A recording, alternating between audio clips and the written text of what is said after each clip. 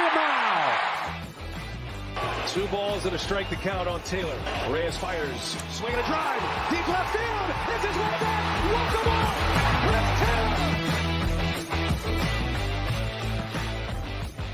What's up, everybody? Welcome into DodgerHeads Live, presented by DodgerBlue.com, part of the Blue Wire Podcast Network. My name is Jeff Spiegel, joined today by Anthony Witrado for an afternoon postgame show after a weird day game that got weirder once this one started. After a dominant shutdown performance in game number 1, we pretty much got the opposite experience today, Anthony, as the Mets exploded for 6 runs in the first 2 innings. And yes, the Dodgers threatened late, but it never felt all that close. So we head to New York, off day tomorrow, series tied 1-1. Give me your thoughts, just big picture, before we dive into this one, on where this series is at. Again, tied, heading into 3 straight games in New York, starting on Wednesday. It's disappointing, for sure, because they could have really put a stranglehold on this thing. It's the second series in a row that they've failed to do that, and not just failed to do it, but took themselves out of the game almost immediately. They did that in game 2 against the Padres too. I think the last time we were on together, I said, I think Dodgers in 5, they split the first 2, and then the Dodgers win after that. That's still in play, obviously, but yeah, both of those game 2s felt like wasted opportunities. I thought that, the plan to go with the bullpen game was fine. I thought it was sound. There was some logic behind it. Especially after what the bats did, the night before. So I think just generally a missed opportunity, and it feels like they're in a position where they can't keep missing golden kinds of chances like that. And whether it be, maybe they win game 3 and then something dumb happens in game 4. Like that's another missed opportunity, right? Like they really haven't put a stranglehold yet, despite winning both game 1s on either of these series until, obviously until game 5 against San Diego when it was over. Yeah. But I think the biggest thing for me, like I said, is just it's a missed opportunity. Yeah. And the Dodgers kind of set themselves up in some ways for this because, as we'll get into, a bullpen game in the NLCS, not exactly the same thing as the NLDS for a number of reasons. But when you get 7 innings out of Jack Flaherty yesterday, the thought is, go bullpen game today, save Walker Buehler for game 3, Yoshinobu Yamamoto for game 4, and then figure the rest out from there. However, that didn't go according to plan because many of the Dodgers' best bullpen arms we still haven't seen in this series. I would say, thankfully, we haven't seen them after what happened in the first couple of innings. But lots to get into here with the strategy that Dave Roberts employed. The decision to go to a bullpen game, I think everybody understood and was kind of on board with going in. I think the execution was this, do we point the finger at the guy who gave up the grand slam, or do we point the finger at the guy who put that pitcher in the game in the second inning and sort of left him out there to let that all take place? Let's get to a few super chats here before we get into all that. GFTG says, let's hear the Mookie glazing, boys. No need to worry, right? This is a quick turnaround. We're back out on Mookie, I guess. Anthony, we're really doing this. 3-run double yesterday, and he goes 0 for 4 today. By the way, Ohtani 0 for 3, Mookie 0 for 4, Teoscar 0 for 3, Freddie 0 for 5, Will Smith 0 for 4. That's correct. 0 hits from the top 5 guys in the Dodgers lineup, but I guess it's Mookie Betts that's getting picked on today. Ravens Moreland with the super chat. No more Knack unless a blowout. Let's get into the bullpen decision, Anthony, because I'm in a group chat, multiple group chats where I feel like I'm in the minority. I think you and I actually see this the same. The Dodgers go to a bullpen game, and there's a lot of people that are frustrated that given the talent the Dodgers have in the bullpen, that Landon Knack came into this game in the second inning. Give me your thoughts on that decision and whether or not the Dodgers could have gotten through this game in your mind without having to go to Landon Knack. Yeah, I thought it was fine process decision-making. I think it was fairly obvious that was what was going to happen. I don't think they let you read between the lines on some of the comments they made about it. Yeah. It felt like this was probably what was going to happen. At least this was the plan. And they weren't looking at him to be like, okay, go give us 6 now. It was like, get us through 3. If you can get us to 3, then we can just unload our high leverage guys after that, and if we're in the game. So I thought the process on that decision was sound. Look, Now, let me ask you this, because some people are saying if you have to go to Knack, why did it have to be in the second inning there? Why not use all your high leverage guys early and then only go to Knack if necessary later in the game? yeah, because then you totally paint yourself into a corner. Yeah. Like I personally haven't seen that argument. Let me tell you this: it doesn't hold a drop of water. If you're going to do it, you have to deploy the bulk guy early, because if you deploy him late, if you get into a tie situation, or you're trying to hold a 1-run lead and you face the middle of their order, and maybe you don't have the guy you want up who is the best matchup against A, B, or C, then you're stuck. Yeah. You really are stuck. You don't have any options at that point. And so doing it this way is the smart, it's what plays, and it's how most teams would do it. But what you can't predict is, and Knack had been fine enough, right? Like to the point where we thought he was, if there wasn't a bullpen game in the first series, that he was going to get the ball, and it was the best that they had, and option wise. So here, I think what you can't predict is, you can't predict Brazier putting them in the hole early with an absolute dump of a pitch. Hang it and bang it situation to hit Francisco Lindor. You cannot put a ball more middle than that. And it was just a spinner. And Lindor did what Lindor's going to do with that more times than not if you put a pitch there. Yeah. So there was that. And then Knack did essentially the same thing and didn't have any command.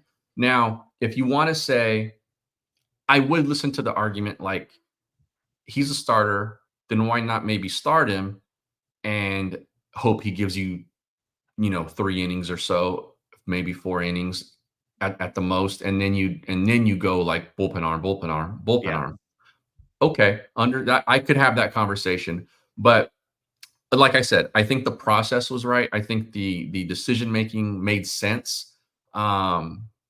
It just, the guys didn't make pitches. Neither one of those first 2 guys made pitches. And and let me interrupt you, because there's a couple things that Dave Roberts has clarified since we started this show. And so I want to emphasize these. First, that Dave Roberts said that if they had made a pitching change any sooner with Landon Knack, that they weren't going to have enough pitchers available to finish this game. And he later clarified Daniel Hudson was not available in this one. So when people are mapping out their bullpen game, I just I think sometimes it's easy to say, just go bullpen game. And it's kind of like the fire Dave Roberts thing, where it's like, okay, well, tell me how you're going to get 27 outs, because people remember back to game 4 of the NLDS.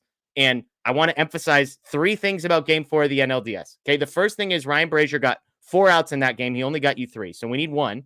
Landon Knack did get you 3 outs. So now if Knack's off the table, or whatever we're going to do with Knack, we now need 4 outs. And oh, by the way, Alex Vesia got you 5 outs in that game. So now with Vesia off the table, with Brazier only getting you 3 outs, and with Landon Knack sitting off to the side, whether it's Landon Knack, Enriquez, Casparius, that's 9 outs. Brent Honeywell, that's 9 outs that you need to get from those guys. Now, if Daniel Hudson was also unavailable in that one, we could go back and look at how many outs did Daniel Hudson get you in that game. 3. So now you've got 11 outs that you need to get at some point.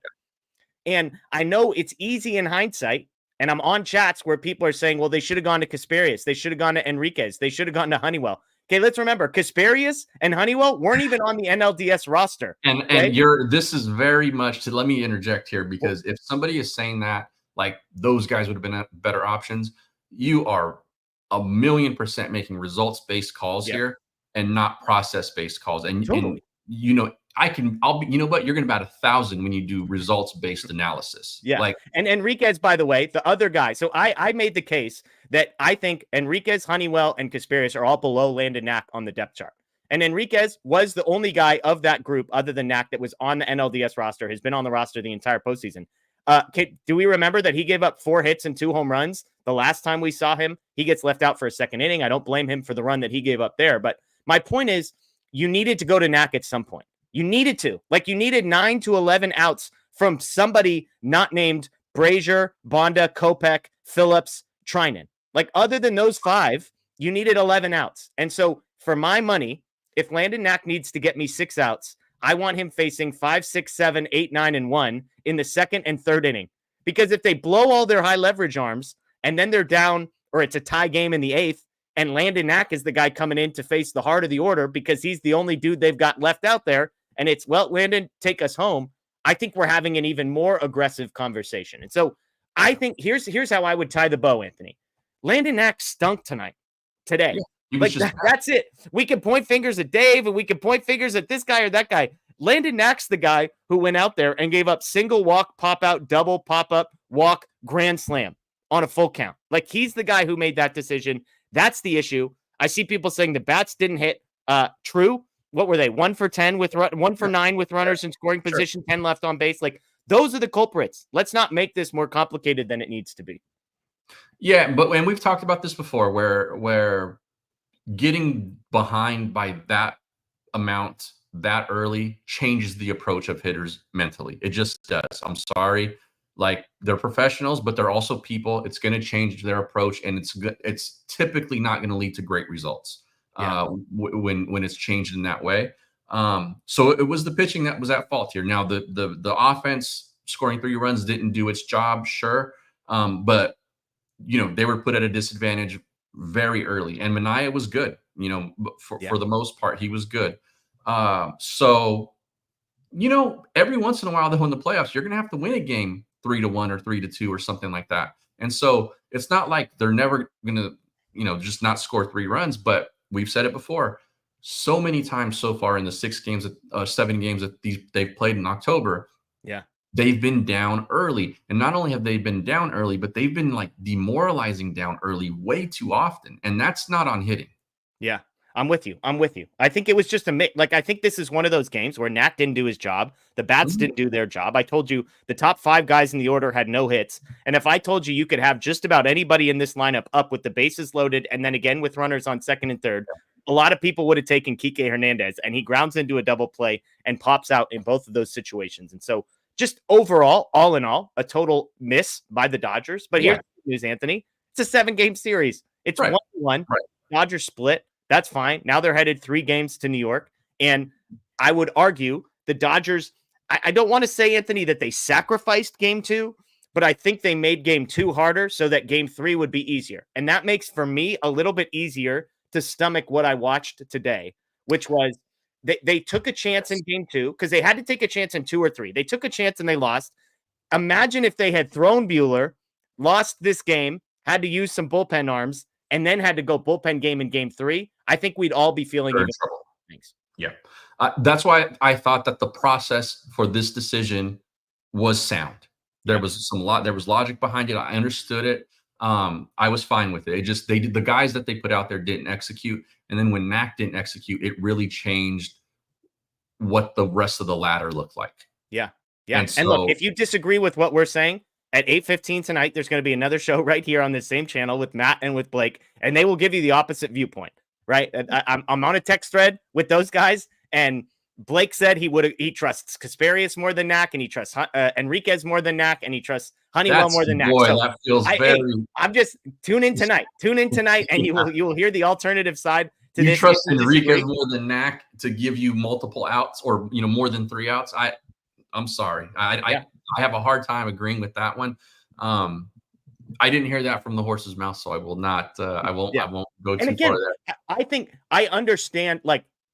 There's arguments to be made. I don't think this is like 100% right, 100% wrong, one side or the other, and that's the beauty of this. I was like, I told those guys, I was like, somebody want to hop on this? Let's have the argument on the screen. I didn't know what Anthony thought. Turns out we think about this very similarly. So, it is what it is. Let me ask you one last question about the bullpen. Then we got a bunch of super chats we'll get to. I think the other thing that maybe there were some questions about, where they leave Honeywell out for the 3rd inning when this game seemed to be coming back to within striking distance. Down 3, they throw Honeywell back out. He gets the job done. They bring in Enriquez, still not using any leverage guys. He gets the job done in the 8th. And then they throw him back out there again. Did you have any issues with, even though this game got to a 3-run game, they, for 3 straight innings, threw out, you could make a case, 2 of their 4 worst relief pitchers in all 3 of those innings, twice after the guy had already probably reached, in his mind, the finish line. Yeah. That's where I had a problem with the usage. Okay. It was not early. It was late. I think that if you're going to, the reason why those guys are out there is because the organization doesn't trust those guys yet. And so they end up in that kind of situation, sort of pseudo mop-up duty a little bit. But then you put the three runs, they're on the board, and you should feel like you have a chance to tie this thing at some point. And then to put those guys in that situation, that is not setting guys up for success, even though they got away with it a little bit in some of the situations. You're asking for trouble there. And what it felt like was, this is a white flag decision. Yeah. No, that part I didn't agree with. Things got ugly early, but you clawed back into it to at least have a fighting chance, and then you took yourself out of it. You took the fight out of their hands. Yeah. When you did that, and that part I didn't agree with. And to go back a little bit earlier to what you said about, had they managed the bullpen in this certain way, where you have Knack in the 8th inning facing the heart of the order, had the bullpen been managed that way, and that's what happened. And even like, maybe they're protecting the lead or something like that. Who knows? But let's say either way, because I'm not making a results-based decision, I'm thinking of the process here. I would have crucified Dave for doing that and putting that team in that position, in that situation, with a chance to have a stranglehold on this series and a chance to really feel like, you know what, we're going to the World Series. Yeah. That would have been, if I was still writing regularly all the time, that would have been my Fire Dave column. If that had happened, I'll tell you that right now. But how it played out, I don't have a big issue with that, because if you really want to sit there and tell me that you trust Honeywell and Henriquez more than you trust Landon Knack at this point, I can't buy that. Yeah. And to be clear, and I think it's Blake running the moderating, this conversation was all happening before there was news that Daniel Hudson was unavailable tonight. So I suppose that there's a calculus and that wasn't direct, and that wasn't directed at Blake, because I'm seeing it in the chat too. I just I can't put my faith in those guys over that other guy, Knack, at this point.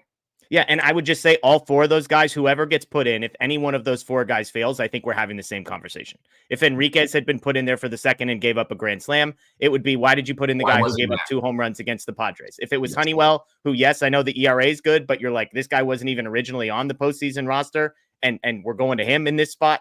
I think there's lots of stuff. If you had asked me, I just try and be fair, I would have gone with Knack. I like Knack more than all 4 of those guys, especially if I need 6 outs or more. It just didn't work out today. So let's get to some more of these super chats. We appreciate the interaction. Thank you to everybody joining us live on Facebook, on YouTube, on Twitter. We greatly appreciate it. 300, we had our chances at some big innings and didn't come through. Was surprised Dave stuck with Henriquez for the 9th. We just discussed that. Surprise, I would say, again, Honeywell coming back for a 3rd inning in the 7th was a surprise. Got the job done. Enriquez sticking around for a 2nd inning in the 9th. Didn't get the job done. But ultimately, to the first part of this, it didn't matter, Anthony, because the Dodgers tonight were 1 for 9 with runners in scoring position. And by the way, the guys that you would have wanted up in that spot, and not 1 for 9, by the way, is Kike was 0 for 2, Freddie Freeman was 0 for 2, Mookie was 0 for 1, Teoscar was 0 for 1, Smith was 0 for 1, Pages was 0 for 1. So, like, if I gave you options to say, who do you want up in that spot? Ohtani's number 1. You've probably got Kike and Teoscar in some order 2 and 3. Those guys were a combined 0 for 3. I guess Freddie Freeman maybe next, because Mookie Betts, all these guys were 0 for. All these guys were 0 for. The Enriquez decision doesn't matter, because it's not like they ended up losing by 1. The bats completely fell asleep in this one. There were 4 opportunities, Anthony, that I wrote down for the offense. In the bottom of the 2nd, they had runners on 1st and 2nd with 2 outs, cashed nobody in. In the bottom of the 6th, they loaded the bases with nobody out. Will Smith, who I'll be honest, has been really, really bad in this postseason so far, he pops out. Edman gets credited with a single. Let's call it what it was. That was an error by Pete Alonso. 2 runs score. Muncy walks to reload, and then Kike Hernandez hits a ball to the 3rd baseman, gets bobbled, and still gets beat at first base. Just side note, did you know that Kike Hernandez is in the 41st percentile for speed? I look at Kike and think he must be fast. He's slower than Will Smith. He's slower than Will Smith. So crazy there. Bottom of the 8th. He's a smart, intelligent baseball player, so you can play a guy like that in center field. But right. He was for sure out. I was like, why are they challenging this? And why are they challenging the play at 2nd? Like, none of it made sense to me. And I thought to cut you off a little bit here, I really did think that aside from that second inning, that was where the game changed, because even though they put up a couple of runs there, it felt deflating that they didn't get more. Yeah, I think it's a great point. They had opportunities in the 8th. Again, they put runners in first and second with 2 outs, double steal the second and third, and Kike flies out in that one.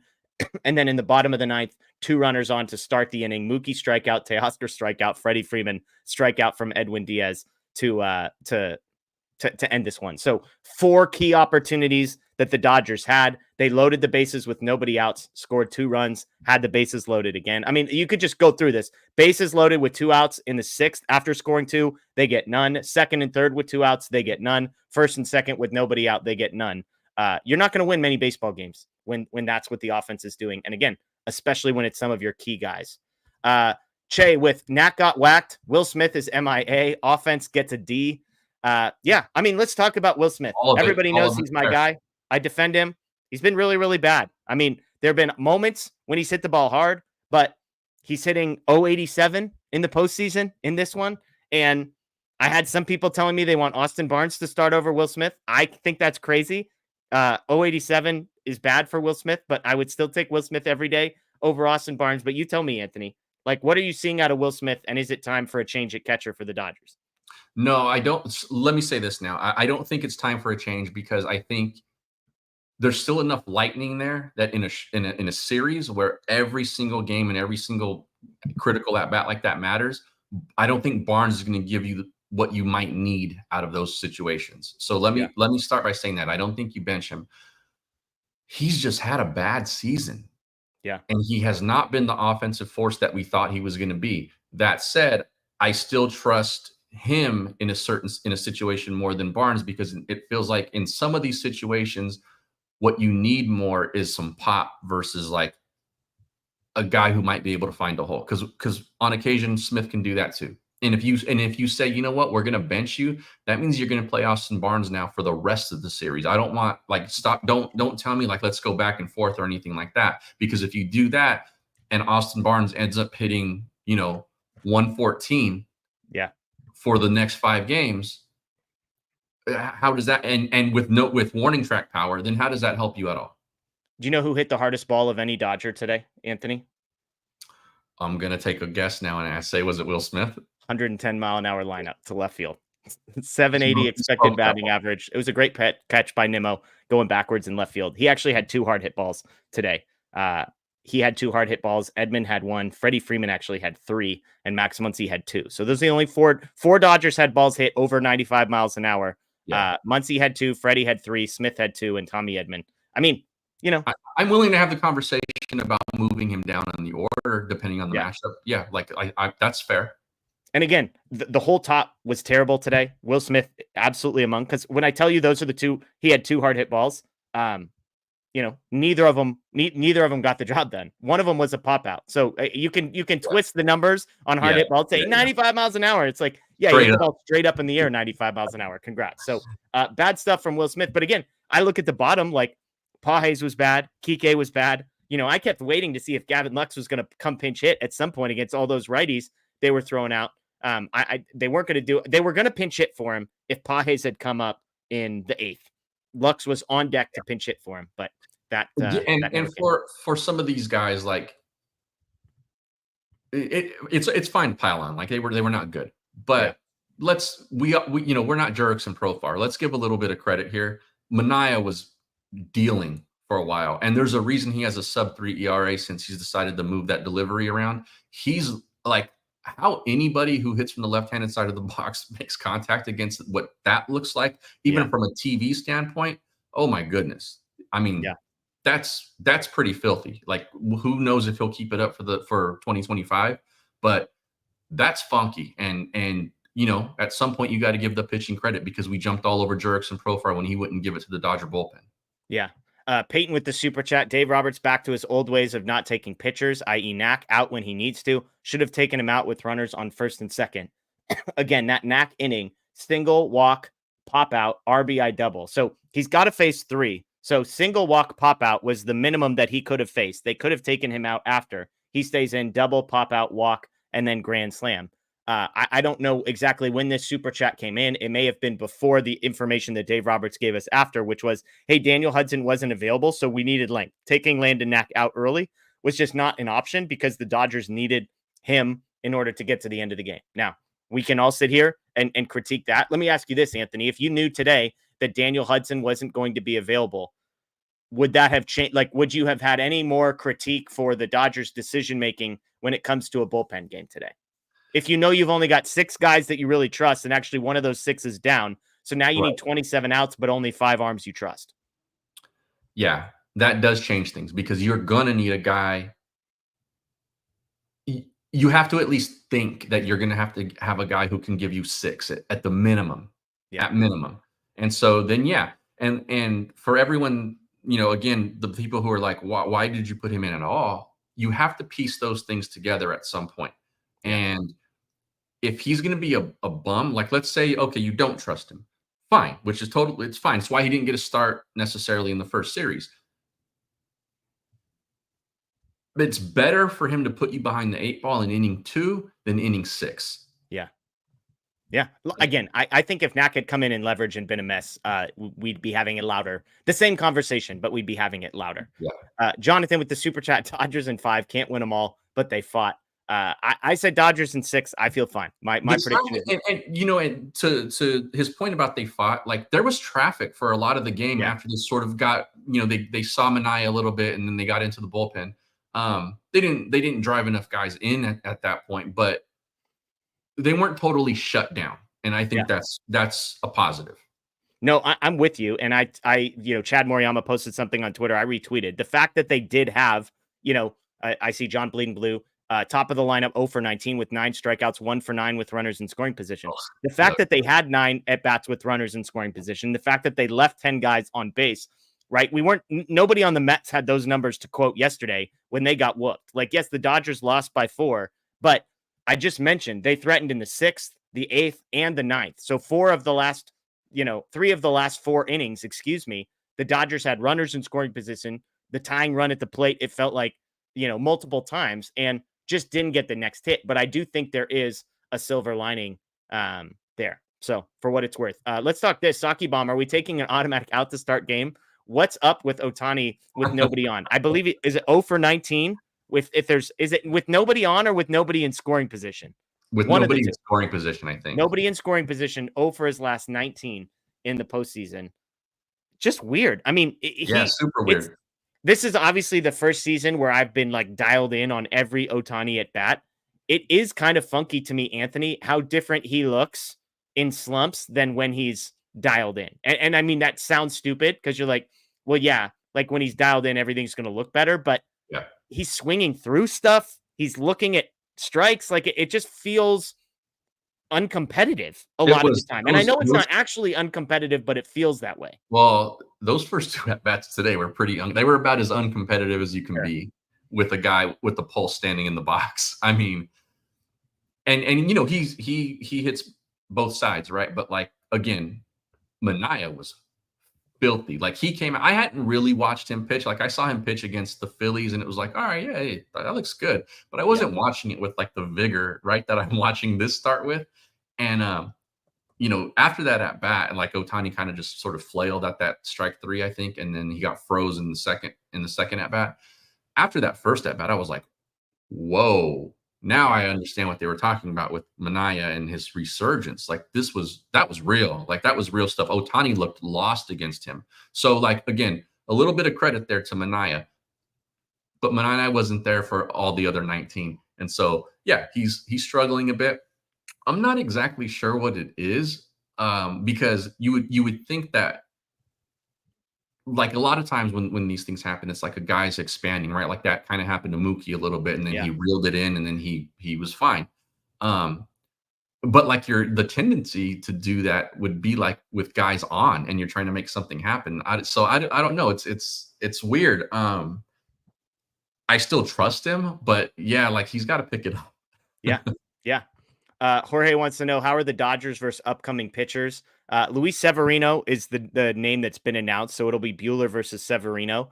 On game 3. Severino's an interesting one because some of the standard, 4.5 ERA. 3.91 ERA, on the season. Last year, it was a 6.6 ERA. Severino, of course, had some good years with the Yankees. Just pulling up his Savant page, it's kind of interesting. 22nd percentile whiff rate, 34th percentile strikeout rate. So that's not good, but 88th percentile average exit velocity, 82nd percentile barrel rate. So the point being, this is a guy that's not going to get a ton of swing and miss, but it's a guy who's going to sort of has succeeded at limiting hard contact. And so it's going to be a battle of two guys, Anthony, and Buehler and Severino, that I would say are pretty similar in that regard. There's not going to be anybody with 10 strikeouts, I don't think, by the end of this one. It's going to be a lot of ball gets put in play, which team plays more defense. And I'll be honest, that's one encouraging note. The Dodgers finally found a team whose defense is worse than theirs. Agree. The Mets are not a good defensive club.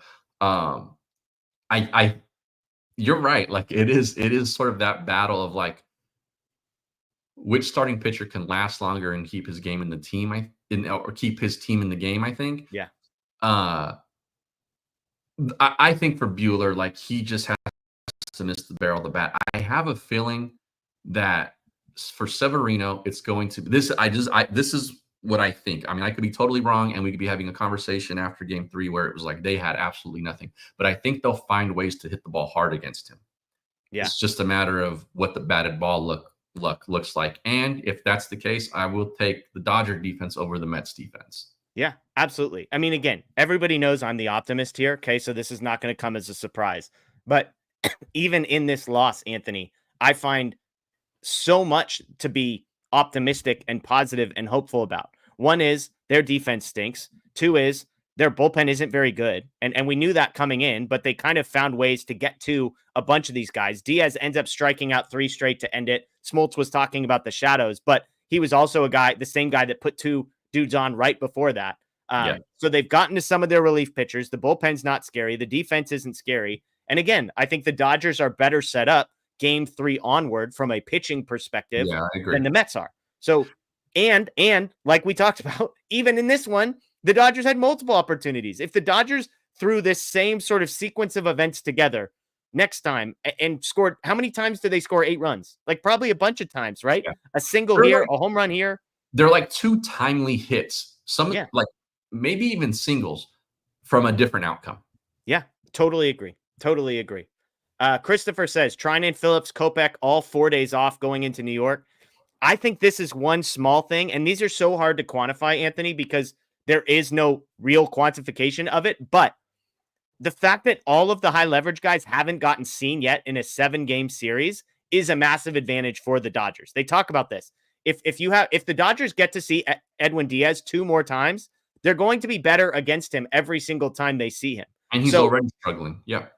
And so the fact that the Dodgers' best arms didn't have to get used tonight, I actually think is yet again something that's positive for the Dodgers moving forward. Peyton with the super chat. And a little bit to that point, and I'll be quick, is that the fact that those guys haven't thrown and that they haven't seen him makes the possibility that 1 or 2 of those names that were just on the screen could end up pitching in 3 games in New York. It's true. Peyton says, can we silence the Honeywell hate? He's done awesome for us. He's no Kopech or Trinan. He's above average versus what people expected from him. I agree. Yep. The underlying metrics on Honeywell aren't very good, but I don't have any expectations for the bottom 4. Knack, Kasperius, Honeywell, and Enriquez.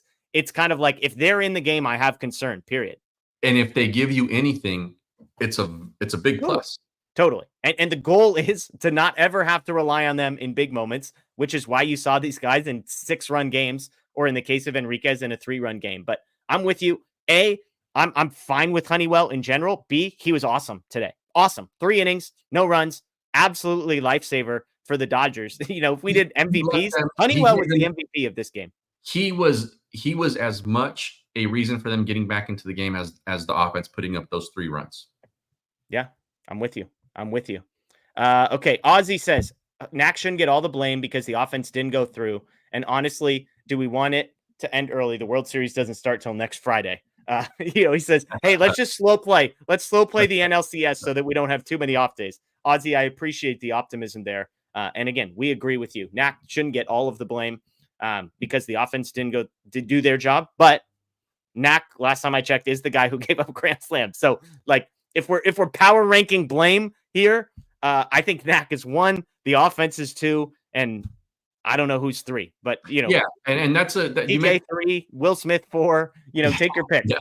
You make a good clarification there too. I think for both of us is that we're not saying Knack isn't the reason they lost this game. He is. I'm saying that. I'm saying before the game, understanding how the bullpen or how this bullpen game was going to be laid out, I did not have an issue with him going in the second inning. That's my point. So he was awful when he got in there. I'm not doubting that, and he's the reason they lost this game today. But I think, again, before the game, before we know how anyone's going to do anything, especially now with the Hudson news, which the Dodgers had in there, they already knew that. And if you want to have a conversation about why Hudson pitched in last night, totally good question. All for it. And because he wasn't going to be available today, all for that. But the way that they had lined this up before the game started, I think was understandable. But yeah, Knack absolutely is the number one reason they lost this game. Yeah, the Hudson piece is really, really interesting. He makes 20 pitches last night in what was, I believe, when he came in a 6-0 game. And then why does Hudson throw 20 pitches exactly if you then know he's not going to be available the next day? Like, why is that Hudson? Why wasn't that Enriquez? That's weird. Now that's one of those where, okay, Dave, you got to answer for this because you knew that there was a bullpen game the next day and that you didn't have a ton of arms that you trusted. Yeah. So on the Knack note, Steven asks a really good question. We got to look at Knack. While he has potential, I'd prefer not to see him again for the rest of the series unless we have a comfortable lead. You and I are both saying heading into this game, knowing what the Dodgers needed to do to get to 27 outs, they were going to need 6 to 9 outs from some combination of those guys at the bottom of the bullpen. Yeah. We both said we'd be fine saying, hey, Knack, see if you can go get a 6. It backfired. He was terrible today. The question Steven's asking, has your view on that changed? If you knew there was going to be another bullpen game, I believe it's game 7, that the Dodgers would have to go back to a bullpen game if we got there. If that was the case, would you re-rank the Honeywell, Kasparius, Knack, Enriquez grouping, where we both had Knack top of that list? Would you re-rank that group? Yes. Honeywell at the top, I assume? Yes. And I would, and this is not a 6-month season anymore. Yeah. It's a 7-game series, and now it's a 5-game series. So absolutely, because you go with what you think is the hottest. And if that's the case, then absolutely. I would reorder those guys in terms of who I would want in there. So Dodger Blue, the moderator here chiming in, Buehler can start game 7 on traditional rest. So that would give you what? Buehler in game 3, Yamamoto in game 4, and then Flaherty. So you would need a bullpen game somewhere in there, right? Either 5 or 6. Am I crazy here? Because Flaherty could get you one of, if Flaherty pitches twice, Buehler pitches twice, Yamamoto pitches once, you still need 2 bullpen games, right?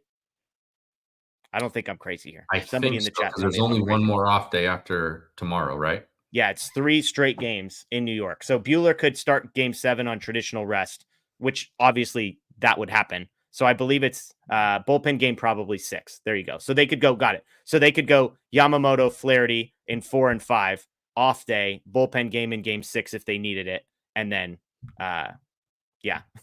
I love Jeff Kopstein here clarifying. So does traditional rest mean 4 days or 5 days, or how many days does traditional rest mean? With the Dodgers, you never know. Yes, with the Dodgers, you never know. I'm assuming the Dodger Blue account means 4 days of rest. Totally. No. I'm mostly messing because Yamamoto's traditional rest is 5 days. And yes. Yeah. Anyways, good stuff there. Good stuff. Peyton, Mets fans are certainly going to grimace when we come to New York. Your thoughts on? Oh, you got to laugh out of Anthony, Peyton. Congratulations. Anthony enjoyed that. Oh boy. We'll see. I mean, so 3 games, right? How do you feel, Anthony? This is going to be a talking point in the next 2 days. So you and I will just get out in front of it. How do you feel about 2-3-2 as the structure of this? Where now theoretically the Mets could end this series at home. I do not like it. I never have liked it. I think you take an advantage of being the higher seed away from that. Then you have to win both games at home if you're the higher seed for it to have any sort of advantage. And even then, home road splits in baseball are always dicey anyway. But if you're taking it for, okay, home team better. Yeah. Then even if they win those two, your advantage is into a lead. It's not so much in the advantage of like having home field. I think it takes away that part of it. I think the 2-2-1-1-1 stuff I liked much better because I thought it evened things out. And if you really were the team with home field advantage, you got 3 of the first 5 games in your place. Where now, if a series goes 5 games, you're on the other end of that equation. You've only had 2 games at home versus the other team who's this lower seed having 3 at home.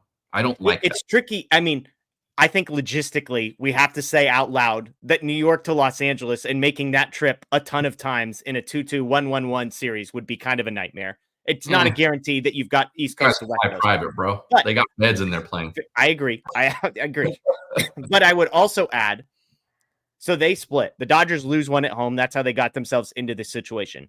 If the Dodgers end up in a game 6, having home game in game 6, home game in game 7, you know what I'm saying? Like, Sure. Where you are in the series is going to dictate how you feel about this. Because if the Dodgers go and they win game 3, and then they win if they come back 3-2, we're going to be sitting here like, oh my gosh, like, thank goodness that they don't have to go to New York at any point the rest of the series. They get 2 shots to win it at home. But then you have to get to a game 6. And what I don't like is that unless one team sweeps, you're going to play 5 games no matter what. Yeah. Like, you're going to play 5 games.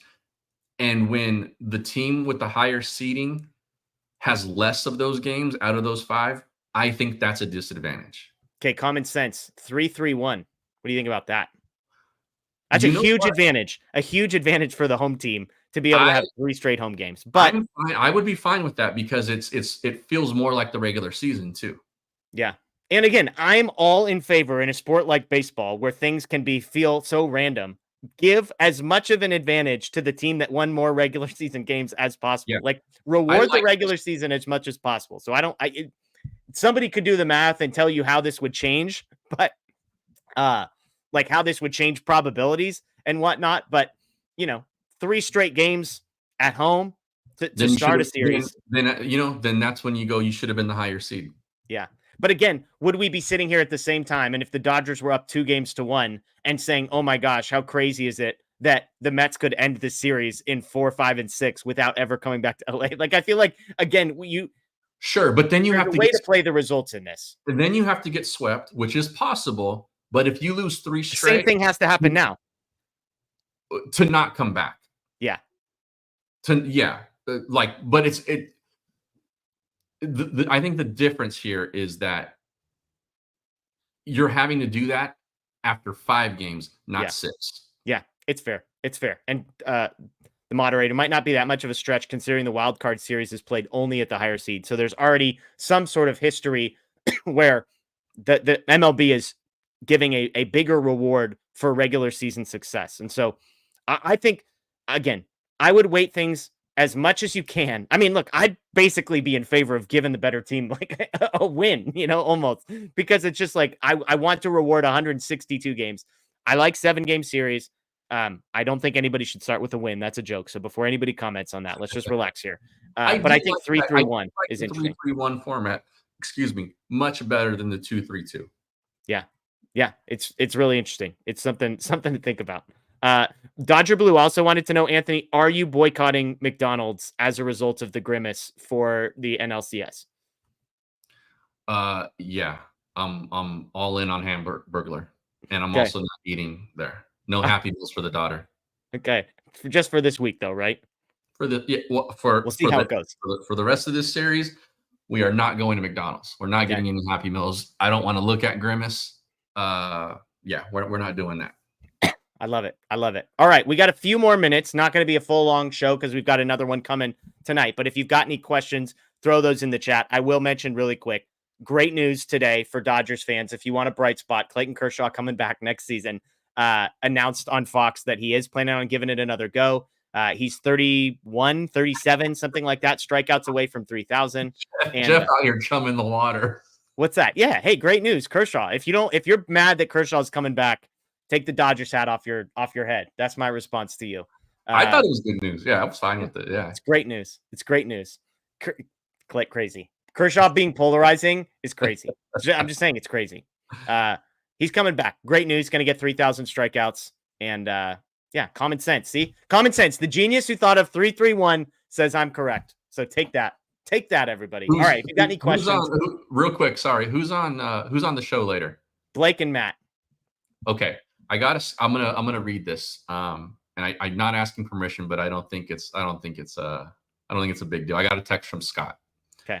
For all the Scott fans, he says, "I won't get to chat with you about the game, but the Mets looked mid against anyone not named Knack. Didn't move me off my LAD in 5 thought though." Okay. So he's still got Dodgers in 5. He still has Dodgers in 5. But yeah, he's got some Knack criticism there. And I assume maybe he was not a fan of how the plan was laid out with Knack coming in the second. Yeah, it's true. It's true. I've got Dodgers in 6. I forget did you say 6 as well? I said 5. I said they split the first 2 in LA, and then I thought the series doesn't come back. There you go. Hey, we're still in play. I mean, it's like when the Dodgers lost to the Padres, I was like, look, I said Dodgers in 5. So like I had them losing at some point. It always feels bad when they actually do lose the game. But yeah, look, I'll just land the plane here with my thoughts, and then we'll get a couple questions. Today sucked. The Dodgers lost a playoff game that I felt confident about, and it sucked. So nobody's pushing that to the side. Like, I wish they would have won. I wish they would have played better. I wish Landon Knack would have pitched better. I wish they wouldn't have gone 1 for 9 with runners in scoring position. I wish Ohtani didn't stink. I wish Will Smith didn't stink. I wish Kike didn't stink. I wish Freddie Freeman didn't stink. All those things happen. Okay. All those things happen. And yet here we are. It's 1-1. Like, there's a 5-game series between 2 teams. And I think even if I were as unbiased as I could possibly be, I don't know how you could watch these first 2 games and think to yourself that the Dodgers are not the better team. Add in the fact that I believe the Dodgers pitching is better set up moving forward. They've seen none of our high leverage guys. We've seen theirs. We pushed back Walker Buehler, who, say what you will, they haven't seen our second best starter in Yamamoto, arguably our first, and they haven't seen Walker Buehler, who is a better option than what we saw today in Landon Knack trying to get bulk outs. So I think for all those reasons, I feel fine about our odds moving forward. Would I have felt better if they won today? 100,000%. But it's 1-1. I think the Mets had nothing positive to take from game 1. The Dodgers had positive things to take from game 2. We move on. Yeah, I agree. I still feel fine about where they're at. I think going forward, the reason I said Dodgers in 5 because was after game 2, whether it was Bullpen or Buehler, whoever, if they flip-flopped or whatever, however they decided to line it up, I thought that the Dodgers lined up better just in general going forward after that. Yeah. So it wasn't just sort of like a random pick a number out of a hat. I thought that there was some reason there to feel that way. The Mets are a good club that's hot right now. Yeah. Or I should just say they're a hot club. I don't know how good they are, but they're hot, and they're one of the hottest teams in baseball. And so, best record in baseball since June 1st. The Mets beat writers yesterday. I'm buddies with a lot of them from my time in New York, and they were tweeting out yesterday, and there was a lot of columns written about it that said, for all that the Mets had done to get to this point, they had not faced a team like the Dodgers. Yeah. I said they were the best team in baseball since June 1st, which is fair. I just think it's funny. Anthony, do you know who the best team in baseball is since August 1st? It's the Dodgers. So it's like, with the hottest team in baseball. Okay. I mean, if you pick your end point, and I could tell you the Padres, Dodgers, or Mets was the best team in baseball, depending on when you wanted to start the count. So it is what it is. Mets are a good club, though. I mean, they're playing well at the right time. So yeah, I mean, Lindor's great to beat them. Yeah. Norm wants to know, with the unexpected performance of the Mets, do you expect Cohen to go crazy with the Soto offer? I predict he goes as high as 10 years, $620 million. It will be an insane number. I have to imagine Steve Cohen is going to be writing big checks this offseason because I don't think he thought they were going to be competitive last year or this year. But I think a guy like Soto was probably always on the radar. I cannot see them giving, Polar Bear, $35 million a year. No. So if that comes off the books, that could be in play. Yeah. And to take him from the Yankees too. I mean, there's all sorts of storylines there. Well, so I'm with you. JP, why not take Knack out when he had the bases loaded, 2 outs, and bring in Phillips or Treinen? since he can't hit sweepers. That was the game. The answer is, so they could have taken him out after the ground out. So there would have been 2 runners on. And the short answer here is they needed outs. They said after the game, Daniel Hudson wasn't available. And so with the guys that they had, they needed Landon Knack to give them more. Now, in hindsight, that it didn't work out. Like if they would have told Dave, hey, buddy, just a heads up, before you intentionally walk Lindor here, your guy's going to give up a grand slam. I think they would have done some stuff differently. But, you know, as Matt and Blake and all those guys like to say, Dave liked him in that spot is the answer that you're going to get. Because Dave likes a lot of guys in that spot. In those spots. Yeah. In those spots. But, you know, I think that is a reasonable question. They were going to have to figure out a way to piece the rest together, understandably. But I think that question is fair in terms of why leave him in that to give up that grand slam, basically. You know, I'm not, I don't say, you know, Jeff and I, we're not second guessing that Knack started the second inning, but I think there is a conversation to be had about when he clearly didn't have it, why you let him pitch to that batter. Yeah, no, I think it's fair. Yeah, I don't know what to say. I mean, today didn't work. There's nothing really to add to this. Yeah. Ozzy says, I don't see any team beating them. I'm assuming we're talking about the Dodgers here 4 times, which is how Anthony and I would say both of us feel, right? Exactly. Yeah. 100%. That sums it up perfectly. Yeah. 5-game series. You're going to get 1 start from Yamamoto, 1 start from Flaherty, 2 starts from Walker Buehler, and a bullpen game. Obviously, that's not perfectly how you would draw it up, but given the circumstances, Yamamoto's availability coming in, etc., it is what it is. Yeah. Going into game 2, there's 6 games left. I don't see the Mets beating them 4 out of those 6. Yeah. Yeah. It's fair. It's fair. I saw somebody here with a Will Smith new nickname, the Fire Blanket. Michael says he puts out fires. That's the joke here. He doesn't clean them up. I was trying to figure out what oh, here we go. Runners in scoring position. Do you want to guess what Will Smith's batting average with runners in scoring position was this year? I just looked this up. What? It was good, wasn't it? 273. Yeah, yeah. I mean, what's the league average here, or what's way worse than that? Well, I always laughed. Like the funniest one was, and look again, I want to only know that because they flashed it. Will Smith stunk today. Will Smith stunk today. He hasn't been good in the postseason. Okay. I'm saying all these things. I was just going to joke. I love that when Gavin Lux was like the worst hitter in baseball, they kept showing the stat of how he was like hitting 300 runners in scoring position. It was like, he's the worst. He was like Ohtani, basically the worst hitter in baseball, unless there were runners in scoring position. And then he was good. Yeah. So there you go. And hey, for the record, Max Muncy was my X Factor pick. Feeling pretty good about it. Okay. I didn't pick Will Smith to be my X Factor pick. Well, Max Muncy, home run today, big hit yesterday. I'm just saying. He, it's feeling like he's coming around a bit. It's ticking up. It's ticking up. Again, it's like the Gavin Lux thing. Again, there are so many guys that are playing so poorly right now for the Dodgers that like the bar is not very high for a lot of these guys. And also like stop swinging at the high fastball. Yeah. Carolina here with the last super chat, and then we'll get out of here. Roberts had to reach deep into the bullpen to reserve our high leverage guys for games 3 and 4. We will win games 4 and 5. Again, he was planning on using the high leverage guys today. If things had gone according to plan, the goal was if they could get through Brazier and Knack through 3 innings with even 2 runs allowed, then all of a sudden you're set up with 4 of your good arms still remaining down the stretch to get 6 innings worth of stuff. Again, by the time it's 6-0, you don't need to go to Kopech or Phillips or Trinan or, any of those guys. So for what it's worth, that's what they did. Dodgers in 6, Dodgers in 5. I'm not changing my prediction. You're not changing your prediction. So that's what we got. I mentioned it earlier, folks. If you want more Dodgers talk, I have good news for you. 8:15 tonight, Blake and Matt will be right back on this channel. Subscribe, ring the notification bell. 8:15 tonight. Join them for that. Anthony and I will be back tomorrow night. Off day, but we'll be doing a DodgerHeads show, talking more Dodgers baseball, so you can join us for that as well. Every night of the week, we got content for you. I think I'm back on Wednesday night. I'm back on Friday night. We'll see how long this series goes, but I'm going to be here for as long as this series goes and into the World Series because, again, I think the Dodgers are doing it.